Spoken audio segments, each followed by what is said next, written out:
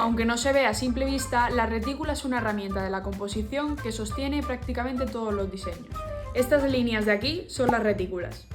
Como ves, sostienen todo el diseño porque nos delimita el espacio. A menudo se llaman grillas y no es más que un sistema compositivo que nos ayuda a organizar y estructurar los diseños independientemente de si el diseño es más ordenado o más caótico.